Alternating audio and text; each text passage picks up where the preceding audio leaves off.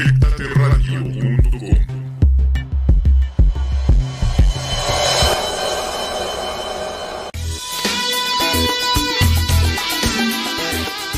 Hola, ¿qué tal? Buenas tardes, bienvenidos a este espacio, El Pulso del Deseo. El día de hoy tenemos un tema muy interesante, esperemos contar con su asistencia. Pues bien, el día de hoy vamos a tener el tema conflictos bioéticos en la práctica de la psicología clínica y forense. Es un tema que nos pareció a mi colega y a mí pues muy interesante. Esperamos contar con sus comentarios, sus preguntas. Y les recuerdo, nuestras redes sociales es www.proyectateradio.com. En Facebook y en Facebook Live nos pueden encontrar como Proyectate Radio. También en YouTube como Proyectate Radio, seguido del número 2. Y también en TuneIn Proyectate Radio. Les recuerdo, nuestro chat en vivo es el 7258-5856. Ahí esperamos que nos manden todos sus comentarios. Pues bien, saludo con mucho gusto a mi compañero, conductor también de este programa, José Carlos. ¿Qué tal? Buenas tardes. Buenas tardes. Pues un placer estar en el programa. Es un tema muy interesante. Sí. Es un tema poco tratado, ¿sí? Por no decir que prácticamente nadie lo trata por lo que implica, pero que es necesario abordarlo por todos los riesgos que se tiene. En México, al no haber una Ley General de Salud Mental, en donde haya protocolos para poder ver la parte ética de los profesionales de la salud mental. Mucho ojo, porque nos estamos refiriendo a la cuestión de la salud mental, porque ya los médicos, por su propia situación, ellos tienen una comisión de arbitraje médico, ¿verdad? Y de ahí se desprende cómo los puedan a ellos catalogar desde el punto de vista en su praxis, en su quehacer diario y en los errores que cometen. Nosotros quisiéramos abordar este tema por la importancia que representa desde el punto de vista ético de a todos aquellos que se dedican a la salud mental con pacientes, ¿no? En la parte clínica y por supuesto también en la parte forense, ¿sí? Bueno, si te parece bien a comenzar hablando de cuestiones bioéticas, ¿qué diferencia habría entre la ética y la bioética? Un poquito para que el público entienda este concepto, bioética. Ok. En la parte de la ética, aunque es un concepto que todavía se sigue utilizando en las comisiones, en los consejos de la praxis diaria, la bioética ya es un concepto más avanzado, en donde estamos insertando aspectos de la historia de vida, del presente y del futuro de las personas, ¿no? Entonces, una intervención desde el punto de vista clínico o desde el punto de vista forense puede tener una repercusión tanto actual como a futuro, ¿sí? Ponemos un ejemplo. Si tú evalúas a un niño a los 10 años, por ejemplo, sí.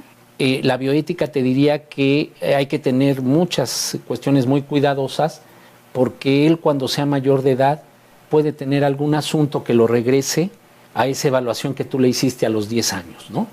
Entonces va a haber una repercusión tanto psicológica como jurídica con respecto al asunto que se esté tratando, sea por enfermedad, por una cuestión clínica, o sea por un asunto legal en el cual el menor haya intervenido, ¿sí?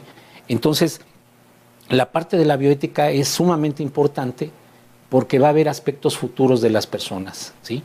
No nada más de menores, sino también de gente adulta, que posteriormente eso pueda salir a la luz y pueda perjudicarlo de alguna manera en su moral o en su aspecto psicológico, ¿no? De ahí que la ética antiguamente nada más era hacer un bien, ¿no?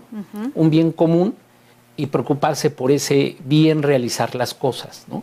En la parte ética estrictamente, pero ahora tenemos que abarcar la parte biopsicosocial del sujeto, de ahí que le anteceda el prefijo bio, ¿no? Bioética, ¿sí? Y entonces la bioética puede ser aplicada, como en este caso estamos abordando, a la psicología clínica y a la psicología forense. Claro. En ese sentido, nosotros, bueno, quizá la gente no sepa, nosotros nos dedicamos también a la clínica, cuestiones clínicas, porque Claro. somos psicoanalistas, y también a cuestiones de la psicología forense. Así es.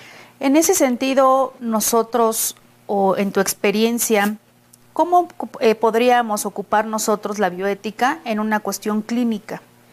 Mira, para eso lo planeamos, lo comentamos tú y yo, y traemos este libro, sí, muy interesante, es un libro cortito en apariencia, pero muy interesante, se llama El diván de Proscuto, ¿sí? La editorial es Nueva Visión. Aquí vamos a ver conceptos psicoanalíticos, pero que también tienen que ver con la parte psicológica, ¿sí? Tanto en el ámbito clínico como en el ámbito forense. Forense, ok. Sí, entonces escogimos este libro en específico, que también obviamente lo recomendamos para aquellos que les interesen estos temas, y también conocer un poco del campo psíquico, ¿no? Del campo psicológico y del campo psicoanalítico, ¿sí?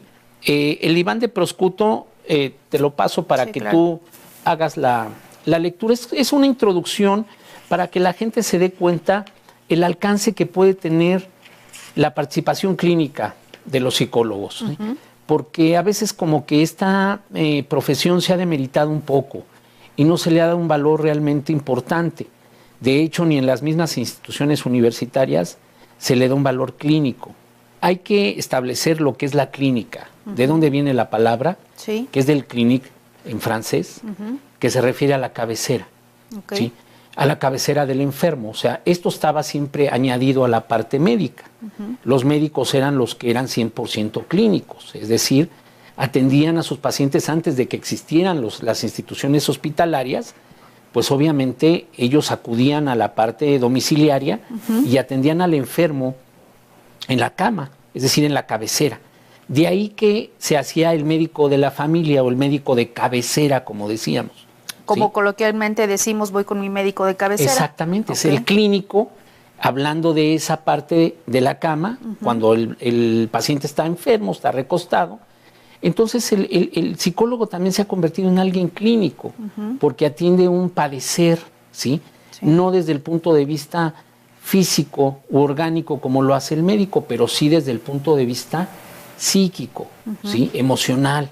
Entonces, ese sufrimiento nos corresponde a nosotros trabajarlo, y de ahí que sea importante que la gente conozca qué alcances, tanto en la parte jurídica como en la parte ética o bioética, un profesional de la salud mental debe de tener a la hora de que interviene con las personas, ¿sí? Entonces, por eso es un tema también escabroso. Claro. Porque como que pareciese que a nadie en la existencia le gusta que le pongan como que límites, como que reglas, normas, pero esto se debe de seguir de una manera muy precisa, ¿no? Pasamos, Es ¿qué te parece? importante, claro. Les voy a leer, si me permiten, este es un pedazo breve de este libro que se llama El diván de Proscuto.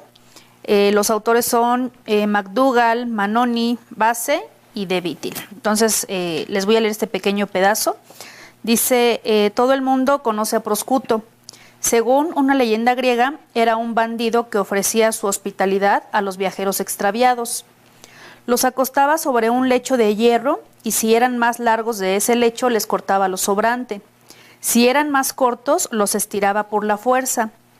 Se trataba, por así decirlo, de un normalizador, que ahorita Así vamos es. a hablar un poquito de eso. Sí, Hagamos de él el modelo de quienes administran test o esperan realizar alguna reeducación. El propósito del psicoanálisis es diferente y no consiste en hacer que los analizantes se adecúen a la norma, sino en que se conviertan en ellos mismos. Este es el pequeño fragmento en la página 13, lo escribe Octave Manoni. es uno de los psicoanalistas posfreudianos, lacanianos, de más peso en el mundo, ¿no? Más influyentes por sus escritos, ¿sí? Vale la pena revisar este autor y cómo él toma esta historia de Proscuto como una historia griega, una leyenda, en donde como bien lo mencionaste, a los huéspedes, a los viajeros perdidos, les daba hospedaje y tenía una especie de cama, ¿no? De camastro, en donde los recostaba y si la persona quedaba con los pies de fuera, se los cortaba, ¿no?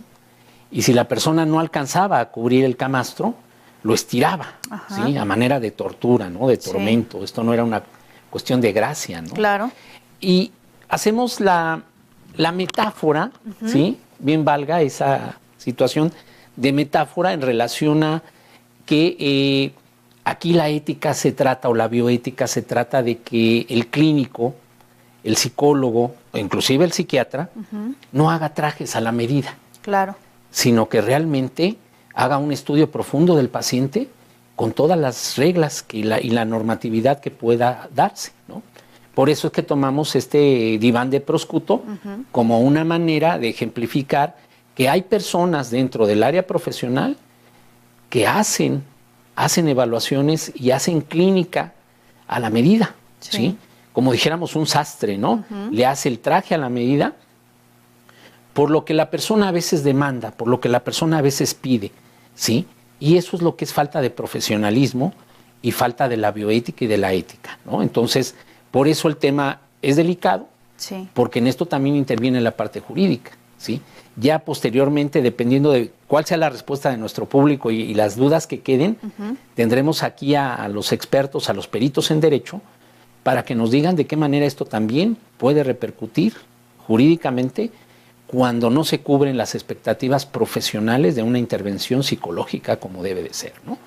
Y que es importante porque lo hemos platicado en nuestro quehacer profesional, que faltan institutos, comisiones, consejos de colegiados en ética, ¿sí? Y en bioética, que puedan de alguna manera también calificar la calidad de servicios que puede prestar un profesional en la salud mental, ¿no? Y que se le sesga. Hemos oído muchas veces, no sé si te ha pasado, seguramente sí, que tú oyes comentarios de personas que dicen, es que fui al psicólogo, pero no me funcionó. Sí. Y de ahí se va demeritando también lo profesional, ¿no? Entonces, como que esto se va apartando de una cuestión seria. Y mucha gente por eso dice, bueno, ¿para qué voy y pago a un profesional de esto si puedo ir con mi amiga a tomarme un café y me desahogo? Pero sabemos que no es lo mismo. Sí, no tiene esa... ¿Tú qué piensas de eso? Ese peso clínico, ¿no? En relación a lo que tú estás diciendo, porque sí, a la psicología se le debe de tomar más en serio en este país, ¿no? Desafortunadamente no es así.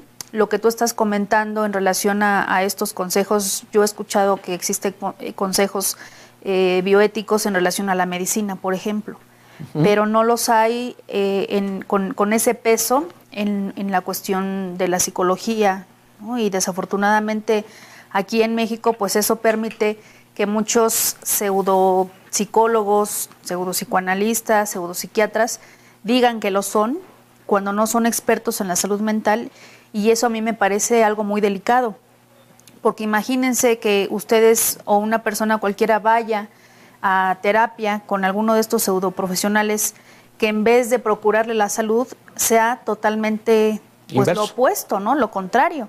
Entonces, independientemente a lo mejor de una cuestión económica, de si ustedes van a pagar X cantidad por la terapia, pues sí es muy importante que esta persona que dice ser especialista en verdad lo sea, porque eso puede demeritar o puede empeorar el estado de salud mental de la persona. Sí, sí, ¿no? De la misma manera que en la parte médica, alguien que no tiene la calificación, no tiene la experiencia, la experticia para tratar cierto tipo de problemas de la salud física, y se complica, ¿no? Claro. Y eso lo hemos visto.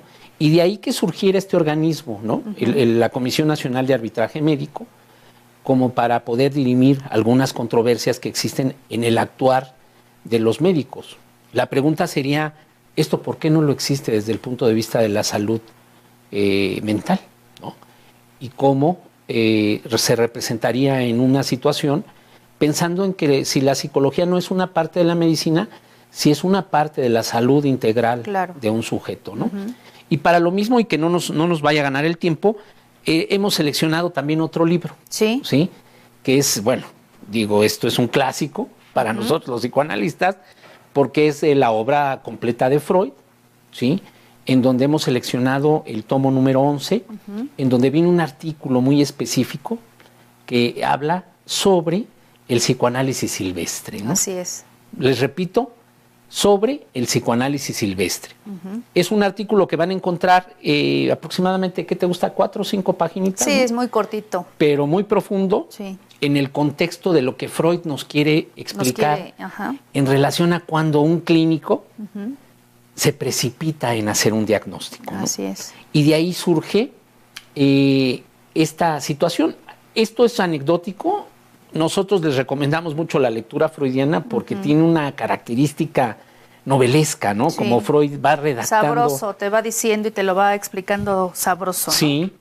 Esta relación que tiene con esta paciente que le es mandada precisamente por un médico, que él conoce la creación freudiana del psicoanálisis y le dice, señora, usted puede ser tratada por este doctor, vaya a verlo, ¿no? Y ella le describe una serie de problemáticas que el médico se lo asocia a un problema sexual y le da 3 alternativas. Una, el volverse a casar, otra, el tener un amante y otra, el autoconsolarse, ¿no? Es decir, hablar de la masturbación propiamente hablando. Sí. Y Freud, cuando oye ese discurso de la paciente, pues se impresiona porque prácticamente el clínico ya la ha etiquetado, le ha puesto un nombre y apellido a su padecimiento, y ella ya va con la idea de que Freud le refuerce el problema y ¿no? el diagnóstico, la enfermedad. Así es. Y ahí hablamos, ahí lo queremos conectar con el asunto en la parte bioética de cuando el profesional se precipita y sobrediagnostica a un paciente, ¿sí? O a una paciente, ¿sí? Y esto lo estamos viendo de manera muy común. Mucho ojo a nuestro auditorio, a nuestro público, porque estamos hablando sobre todo de los niños. Claro. Que están siendo sobrediagnosticados. Eso es muy común, ¿no? En la actualidad ahorita, discúlpame que te interrumpa.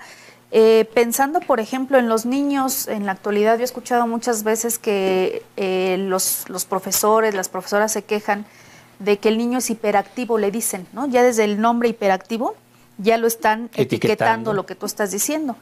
Si ellos no son expertos en la salud mental, al ver este comportamiento de los niños, automáticamente entonces lo etiquetan y dicen que es hiperactivo. Entonces el maestro le dice a la mamá o al padre de familia que lo lleve con un psiquiatra o con un psicólogo para que le den medicamentos. Entonces fíjense cómo el maestro ya le está dando el etiquetamiento, ya le está dando el diagnóstico, el pronóstico e inclusive el tratamiento, cuando esa persona pues no es un especialista en la salud mental, y habría que irse con cuidado, lo que tú estás comentando, para entonces que no se caiga en la etiqueta, sobre todo de la cuestión de los niños, porque eso es muy común que suceda. Es que es muy curioso, ¿no? Si lo comparáramos con el mundo médico, realmente el profesional de la medicina pues se tiene que cerciorar para dar un diagnóstico y dar posteriormente un tratamiento. Claro. Pero la falta de ética en algunos profesionistas de la salud mental, le dan eso, ¿no? Le dan esa demanda a las personas, diciéndoles, bueno, sí, lo voy a tratar como un hiperactivo o como un trastorno por déficit de atención con hiperactividad, o inclusive con un autismo. También. Porque ahora esto es lo que está en boga. Está de moda. Está de moda, eso es lo que la gente demanda, la gente se inquieta, los padres naturalmente se inquietan. Claro. Y quieren llegar a un diagnóstico. El problema es cuando nos encontramos con un profesional que en esa parte no es ético, no presenta un actuar en la bioética adecuado para llegar realmente a eso. Primero, bajarle la ansiedad a los padres, trabajando esto de una manera tranquila, como debe de ser, y haciendo lo que tiene que hacer en su profesión, ¿sí? Y entonces no precipitarnos, ¿no? Porque inclusive muchos educadores, muchos pedagogos, no les basta con que se asista a sesiones terapéuticas, ¿no? Sino que tiene que haber una medicación de por medio, y ya son cosas ya mucho más sofisticadas, y que estamos también medicando a nuestras infancias de manera precipitada, de manera absurda, ¿sí? Hay que pensar que muchas de estas cosas tienen que ver con aspectos económicos farmacéuticos. Sí, ¿cuánto dinero no se gana en eso, no? En las farmacéuticas. En la parte de los medicamentos psiquiátricos es un boom, ¿no? Entonces, esto es lo que nosotros hemos querido abordar, ¿sí? Pero antes de seguir adelante, quiero presentarles, este es mi libro, ¿sí? No matarás. Sí, haznos tu comercial completo, por favor. Vamos a regalar un ejemplar de él. Sí. Sí es importante que estén poniendo atención de manera muy precisa, porque vamos a hacer una pregunta en relación a todo lo que estamos diciendo. Es una pregunta sencilla, ¿sí?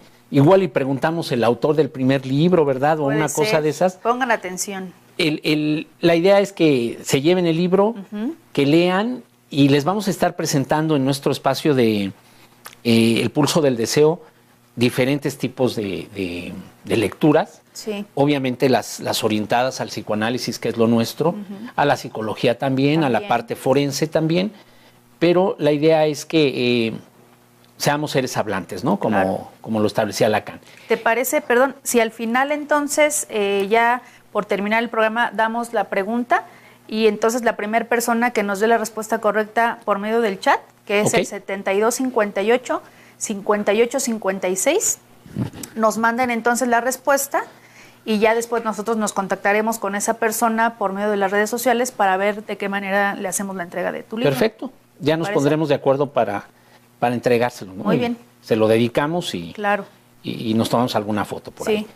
Ahora, volviendo al tema, para no dispersarnos, ¿qué es lo que la gente requeriría saber para saber que el profesional está estableciendo una conducta adecuada en lo bioético, en lo ético y hasta en lo moral? ¿Sí? Y uno de los principales ejes que nosotros hemos decidido trabajar ahorita de manera muy rápida, pero para que las personas tengan una idea, es este famoso documento, ¿sí? Este famoso documento que, si nos quieres hablar de él, ¿qué es? El famoso consentimiento informado. ¿Qué es un consentimiento informado? ¿Qué es lo que sea en la parte clínica? Ya los médicos están obligados a hacerlo precisamente porque existe ya una normatividad en la Ley General de Salud y en otras normatividades que existen, ¿sí? Acuérdense, una cosa importante es que la psicología requiere de una cédula profesional para su ejercicio. Ese es un primer punto importante. Muy importante, así es. Y que las personas estarían en su derecho de tocar la puerta de un clínico y conocer su currículum, conocer de qué universidad egresó, con qué promedio egresó, porque ustedes van a poner en sus manos la salud mental de ustedes o de sus familiares, ¿no? Sobre todo cuando hablamos de los menores, de los hijos. Y el siguiente paso es saber qué experiencia tiene en todo este ámbito, cuál ha sido su recorrido, ¿sí? Y entonces sí hablaríamos de ese famoso dicho mexicano, que el que nada debe, nada teme, pues nada teme, ¿verdad? O sea, si a mí llega un paciente y me pregunta que de qué fui egresado y de qué escuela y demás, pues no tendría yo ningún problema de hablar de eso. Quizá haya quien se moleste, no tendríamos compañeros, colegas de la práctica clínica y demás, ¿por qué molestarnos? ¿Sí? De ninguna manera. Ahora, si como ciertos políticos salieron de la universidad con 7 de promedio, pues qué vergüenza. Sí, claro. Sí, ahí sí sería la pregunta para ustedes, público, radio escucha. Avanzó las materias. Si ustedes estarían dispuestos a dejar su salud mental en alguien que salió de la universidad con 7 de promedio, ¿no? Nosotros hemos dejado este país en manos de gente que ha salido con 7 de promedio, ¿no? Así es. Pero lo dejamos en otro lado, porque eso es política. Así es. Ya después haremos política y psicoanálisis, ¿no? Exactamente. Pero ahorita vamos a este consentimiento informado, que si nos quieres explicar más o menos hacia grandes rasgos, ¿en qué consistiría? Bueno, el consentimiento informado es un documento, nos parece a nosotros muy importante, siempre en la práctica de la psicología, sobre todo en el caso de la psicología clínica y la psicología forense. Es un documento que, como ya el maestro lo había referido, si ustedes recuerdan al inicio del programa, que tiene que ver con aspectos de la bioética. Ese documento ustedes lo pueden redactar de manera personal, en donde básicamente ustedes van a abordar cuestiones donde la persona les tiene que dar la aceptación de la valoración psicológica y además tiene que ir anexado el consentimiento informado, porque es importante hacer la diferencia entre el consentimiento informado y la aceptación de la valoración psicológica. Claro. Una persona quizá en ese momento les esté aceptando que ustedes lo valoren psicológicamente. Esa es la aceptación de esa valoración psicológica. Sin embargo, el consentimiento informado abarca otros aspectos más grandes en ese sentido, porque esa persona les va a dar ese consentimiento, pero también pensando en una consecuencia a futuro. Sobre todo cuando estamos hablando en cuestiones forenses, decimos que la cuestión forense puede ser que implique el que se entere personas que tengan acceso al expediente de la vida privada de esta persona. Sin embargo, a pesar de que sea, por ejemplo, un sujeto que esté siendo investigado y que sea probable responsable de algún delito, también tiene derechos como sujeto. Entonces ahí es muy importante también reservar ciertos datos que quizá no tengan nada que ver con el caso con el que se está haciendo esta investigación forense. Entonces, ahí te interrumpo un poquito, hagamos un paréntesis en relación al contenido de este consentimiento informado. Ese consentimiento informado, por un lado, va a proteger jurídicamente tanto al clínico, es decir, al psicólogo, psicoanalista, psiquiatra, ¿sí? Y va a proteger también al paciente. ¿Sí? O sea, en ambos lados hay un beneficio que exista un consentimiento informado. Claro. A ambos les va a permitir el poder hacer su trabajo, sobre todo al clínico, de manera desahogada y sabiendo hasta dónde puede dar información que puede ser confidencial y hasta dónde no. Así es. ¿Sí? Hay que entender también que la profesión como tal, la psicología clínica, implica una secrecía también, ¿sí? Hay una cuestión en donde hay un secreto profesional, ¿sí? En donde no se puede divulgar todo aquello que el paciente nos pueda relatar en una sesión clínica, ¿verdad? Sí. ¿Sí?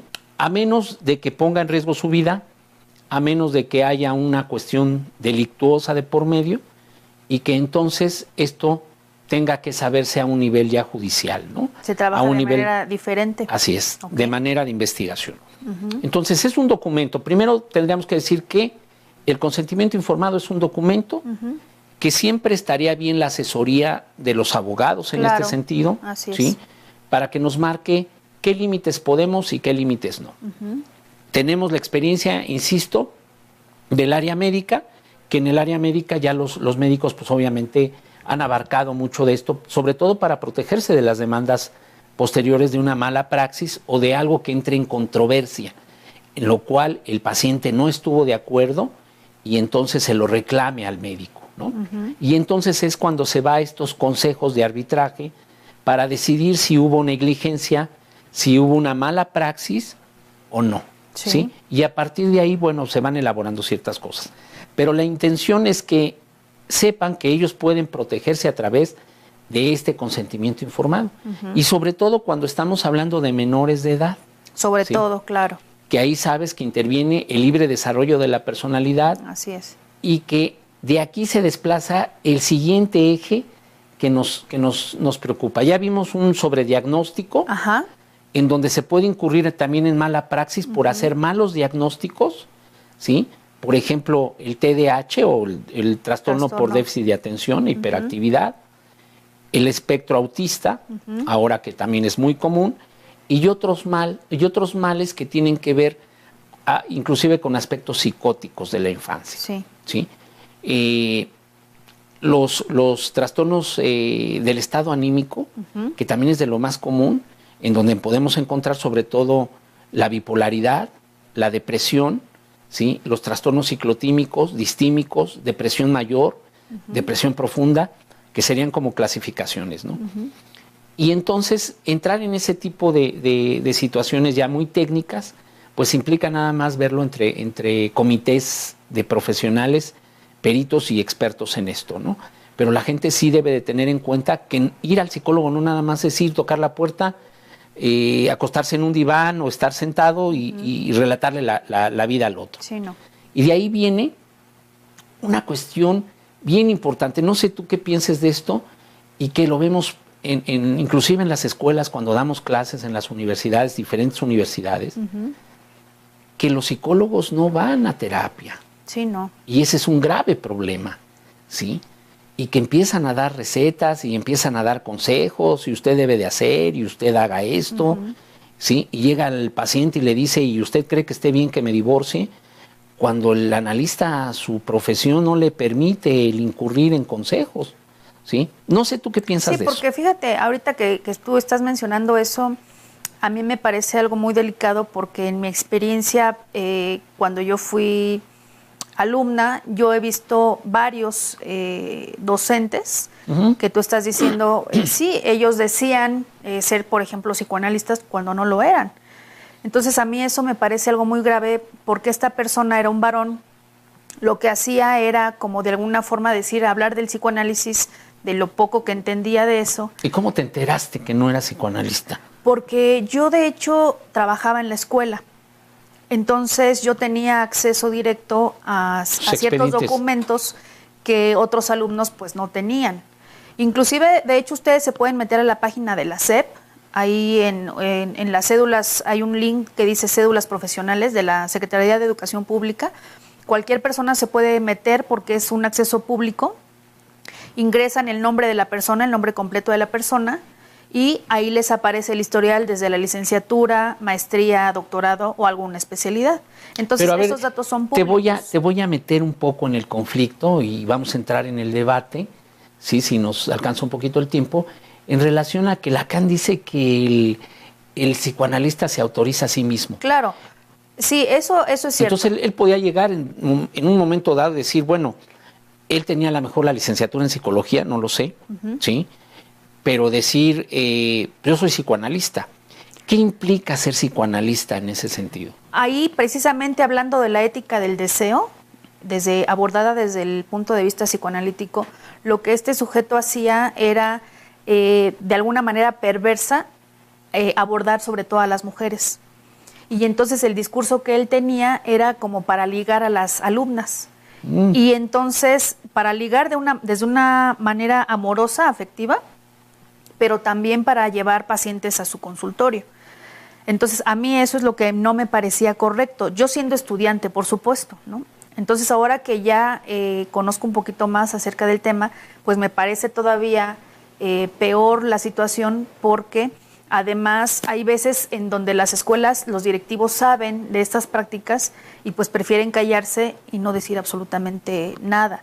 Eso es muy pues delicado, es un tema que va más allá, ¿no? Es complejo. Exactamente. Entonces, si regresamos a la ética del deseo o al deseo de ética que habla el psicoanálisis, pues entonces está puesto en esa situación en donde yo no le voy a hacer daño a la otra paciente o al paciente porque no es la posición del psicoanálisis. No estás ejerciendo de manera perversa para obtener un beneficio propio.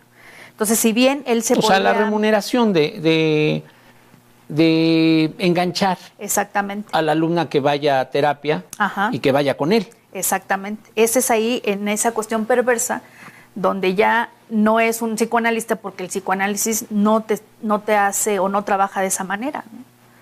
¿Tú crees que el psicoanalista debiese presentar este documento del consentimiento informado?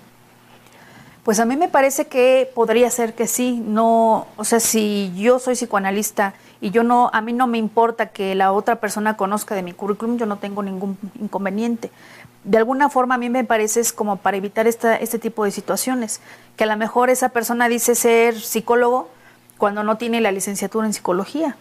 Bueno, sí sería muy grave, ¿no? Y sí, hay personas que lo ejercen, inclusive lo vemos, recuerdas tú algunos casos en la cuestión forense, en donde una persona o un psicólogo que dice serlo, quizá no lo es, no tenga la cédula profesional, sin embargo ejerza la psicología forense. Y que a partir de estas cuestiones del ser o no ser, va más allá porque tiene una implicación en cuanto a la práctica y a la técnica que se está empleando como psicólogo, como especialista en la salud mental. Ahí es una parte importante, para que la gente no se confunda entre la parte del psicoanálisis y la psicología. Habría que hacer también esa especie de como de división o subdivisión, ¿no? En donde el psicoanalista, para ser psicoanalista, no necesita ser psicólogo previamente. Sí, no. ¿No?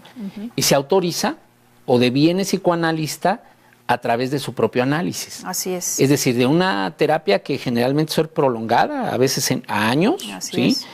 Y que estamos viendo, por ejemplo, con estos autores, en donde ha llevado procesos terapéuticos muy largos.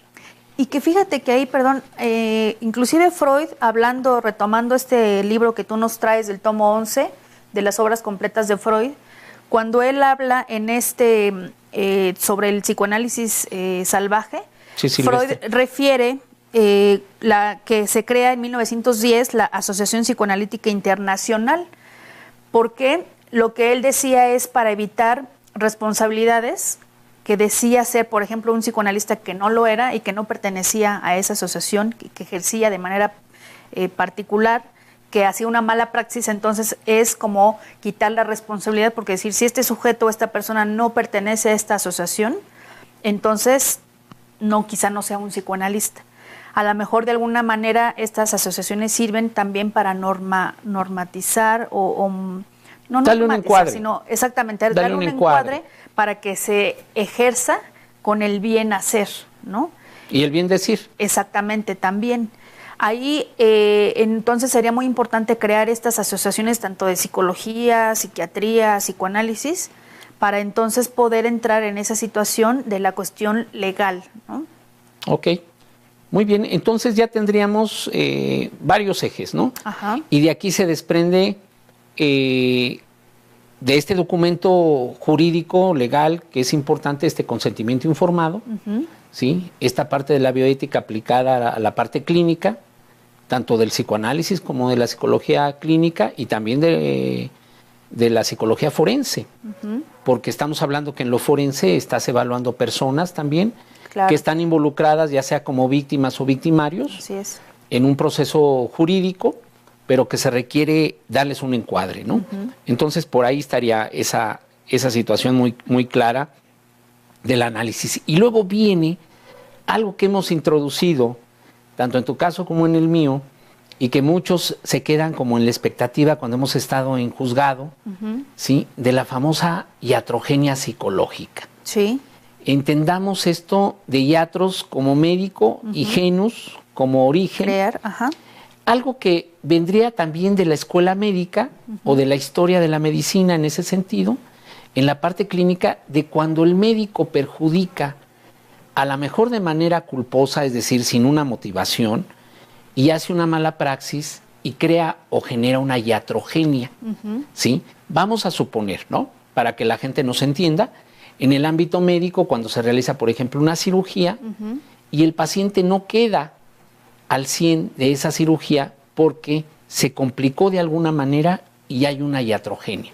Así Es decir, hay una complicación, una mala praxis, una situación que a veces puede ser por negligencia médica, ¿sí? Y que resulta en un perjuicio, ¿sí? Para el paciente. Esto lo vamos a cambiar en analogía a la parte psicológica. Es decir, cuando el psicólogo hace una mala praxis, porque hace un mal diagnóstico, porque precipita el diagnóstico y le genera complicaciones emocionales crueles y de sufrimiento al paciente, ¿sí? Y entonces ahí hablamos de una iatrogenia psicológica. ¿Qué piensas tú de esto? ¿Existe esto? Claro, ¿O no existe? Por supuesto que existe, ¿no? Desde la psicología clínica, a mí me hace pensar ahorita en cuestiones que tienen que ver con lo económico. Quizá a lo mejor esa persona no requiere un tratamiento tan largo, pero a lo mejor esta persona, el psicólogo, le da cierta cantidad de sesiones a la semana, más que por el beneficio del paciente, sino por beneficio del bolsillo del psicólogo. Entonces ahí ese es un punto, ¿no? Desde el punto de vista de la psicología forense, también podemos ver casos, de manera personal me ha tocado ver, donde una psicóloga fuerza o tiene un acercamiento con un menor porque los papás de este niño se estaban divorciando. Un caso que tuviste. Ajá, exactamente, un caso. Entonces, este niño en ese entonces tenía aproximadamente 3 años de edad y la mamá lo lleva a la fuerza con una psicóloga porque la mamá refería que el niño era tocado sexualmente por su mismo padre, ¿no? Cuando la madre lo lleva con esta psicóloga, porque inclusive hay un audio que la psicóloga graba como para que sea una prueba ante el juez, ¿no? De que el niño refiere los tocamientos del padre. Ustedes pueden escuchar en esa grabación cómo la psicóloga está poniendo palabras que el niño no está diciendo. Entonces imagínense el daño psicológico que le está ocasionando a este niño, porque el niño en ningún momento hace referencia a ningún tipo de tocamiento sexual. Sin embargo, la psicóloga se enfatiza y hace con cierta hazaña en el lenguaje que ella tiene hacia el niño, que constantemente lo está provocando, lo está induciendo para que el niño diga. Aún así, el niño nunca refiere lo que la psicóloga quiere que el niño diga. Eso es por un lado. Y también por el otro, al niño se le refiere que el padre había muerto. Es decir, la madre y la abuela del niño le habían referido constantemente que el padre había fallecido, pero esto no era cierto. El niño tiene un trauma fuerte psicológico porque la madre dice que los policías los están buscando. Entonces la madre, ellos vivían aquí en la Ciudad de México y se lo lleva a vivir a la provincia. Entonces el niño entra en constante temor porque la madre le dice que cuando toquen el timbre de la casa, él tiene que automáticamente irse a esconder abajo de la cama. Pero dime entonces, de manera muy precisa, ¿dónde está la iatrogenia psicológica en ese caso? O sea, ¿dónde está el mal quehacer del terapeuta, del analista, de la clínica, en este caso de la psicóloga, con respecto a D, ¿no? A D, que así lo vamos a denominar, sí, al niño? Ese es con D, pues él sufrió un daño tremendo y terrible porque la psicóloga, que era quien quería que el niño lo refiriera, pues no fue cierto, ¿no? Entonces la psicóloga, de una manera, desde un enfoque o en un sentido perverso, manipula al niño haciéndole creer algo que no sucedió. Y eso también tiene que ver con una repercusión económica, ¿no? Porque si vamos quizá... Que bueno, sería más secundario eso, ¿no? Ajá. Porque a nosotros lo que nos interesa es nuestro paciente en el sentido claro. estricto, Sí, ¿no? sí. Yo estoy hablando de manera perversa cómo ellos, los que se dicen ser especialistas, manejan toda la situación para tener un beneficio propio. Y eso, por supuesto, que tiene un daño y una repercusión muy fuerte en los pacientes. Ahora, si hablamos de la bioética, esto pudiera resultar.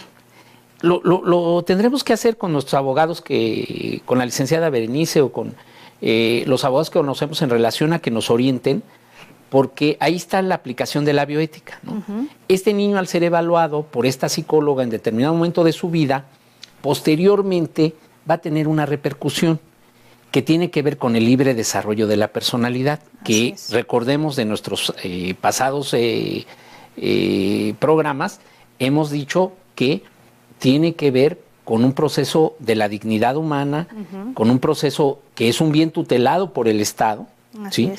Que en este caso se le sugirió al padre que hiciéramos algo jurídicamente con respecto a esa psicóloga. Uh-huh. Él lo vio así como que medio raro, ¿sí? No accedió, no lo quiso hacer, y bueno, esos son los problemas que enfrentamos, ¿no? Así que también cuando la familia, los padres, la madre, lo quien sea, no quiere acceder a la justicia, uh-huh, no quiere acceder a esto que se tiene que sancionar porque tiene un lado perverso. Así ¿sí? es. Y que es una parte clínica muy delicada.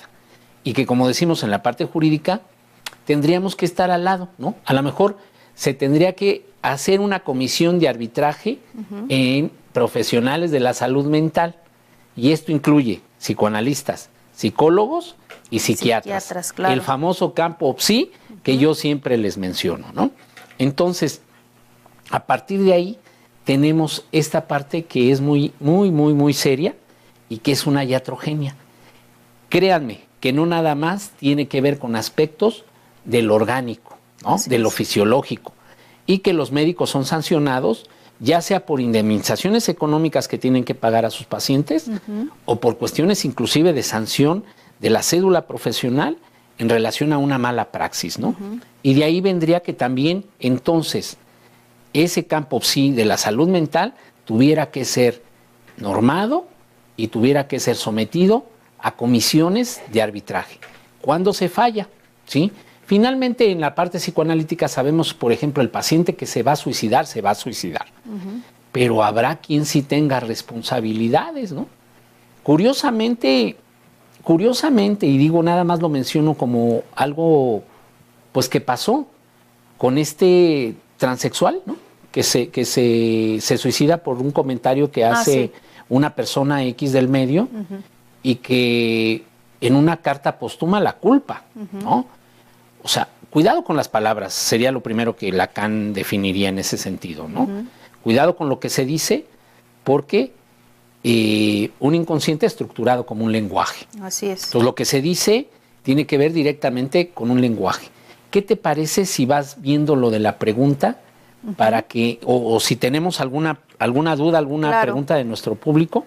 Sí, les recuerdo nuestro chat en vivo, es el 7258-5856. Ahí nos pueden mandar todas sus dudas, comentarios, y que de hecho ahí vamos a obsequiar el libro del maestro para que al final demos la pregunta y entonces ahí nos manden por favor su respuesta.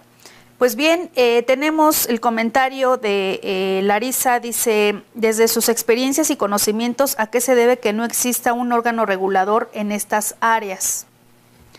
También nos dice Karina Martínez, Espérame. Hay mucha falta de ética, ¿no? Sí. Le contesto un rapidito a Larisa, que le mando un saludo porque siempre nos sigue. Sí, gracias, y Larisa. Es una alumna sobresaliente y que está en estos terrenos, y qué bueno que estemos entrando en el debate, en la controversia.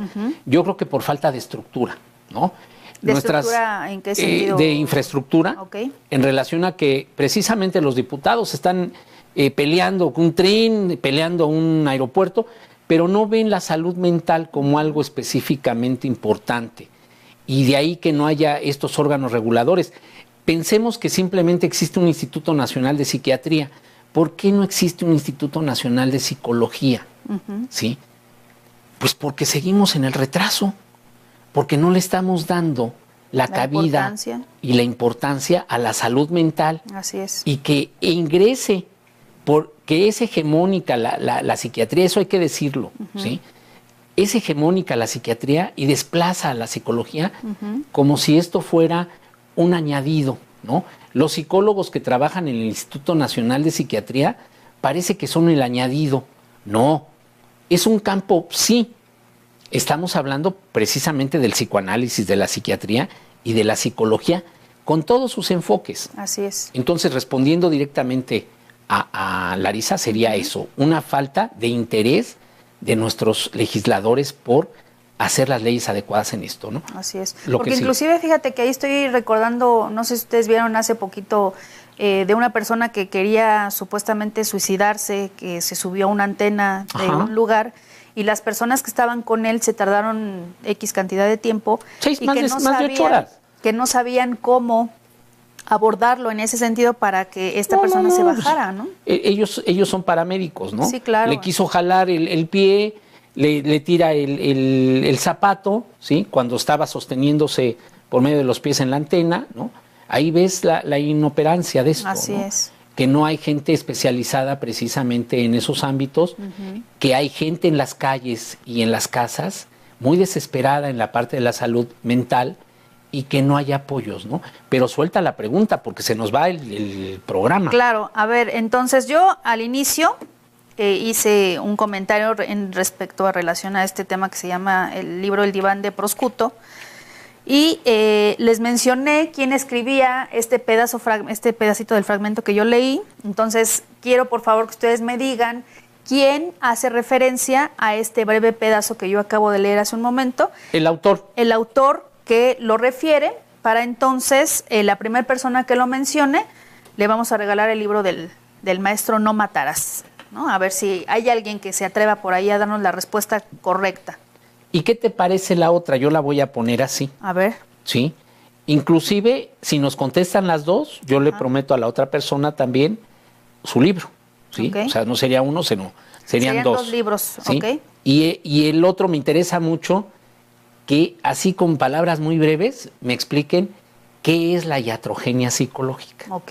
¿Sí? Que también es un tema muy importante a la hora de la aplicación de la psicología. Sí, porque ya no podemos estar en esos tiempos de excepción, ¿no? de que el quehacer del clínico en salud mental esté exento de una responsabilidad jurídica. Así es. ¿No? Creemos nosotros que en otros países se ha llevado de una manera muy seria y tienen otro tipo de vida desde el punto de vista psíquico, ¿no? Y nosotros tendríamos que adoptar ciertas cosas. Y que ahí en relación a lo que tú comentas, yo estoy pensando ahorita al momento de llevar a cabo la praxis de la psicología clínica o forense, al momento de llevar a cabo las pruebas psicológicas, ¿tú qué piensas en relación a quien aplica las pruebas psicológicas y que inclusive hay veces que las aplican en fotocopias? No, pues eso es terrible, ¿no? Eso es terrible y ahí yo te podría hablar largo y tendido de mi experiencia dentro de la Procuraduría, ¿sí? Que digo, a veces es malo sacar al balcón ciertas cosas, pero ahí está el problema de por qué en los juzgados el juzgador no pida las pruebas originales, ¿no? Sí. Ese es un problema muy serio, que ellos creen que esto es igual que la medicina, ¿no? Que te hicieron una biometría hemática y que hay jurisprudencia acerca de esa biometría hemática y que corresponde a lo mismo a las pruebas psicológicas. No, señores, yo conocí gente dentro de la Procuración de Justicia que le sacaba copias fotostáticas al TAT, al test de apercepción temática, que es un claro oscuro. ¿Sí? Imagínate, le sacas copia fotostática y eso lo aplicas a una persona que se está jugando la libertad, claro, o el internamiento, y lo llevas a la cárcel. Así es. ¿Sí?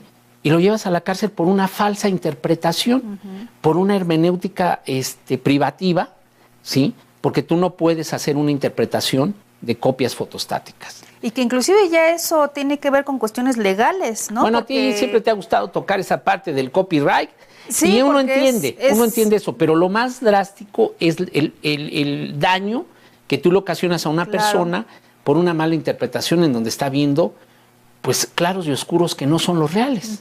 Que el que hizo la prueba no es, de por sí la prueba es complicada por eso. ¿Sí? Entonces, nos comió el tiempo, nos faltó más entrar en la parte forense porque hay una muy mala praxis. Hay gente que se quiere meter en lo forense sin tener idea de qué es lo forense. Así es. Y entonces, pues igual y dependiendo de sus comentarios y de las dudas que quedaron, pues le podamos dedicar más tiempo a esto, ¿no? Pues bueno, se nos acaba el tiempo, les agradecemos su atención, ojalá nos puedan transmitir otra vez en otro día, en otro momento. Los esperamos en proyectateradio.com, en Facebook y en Facebook Live. Estamos a sus órdenes para cualquier duda, pregunta o comentario. Y ojalá nos puedan mandar entonces la respuesta. Gracias.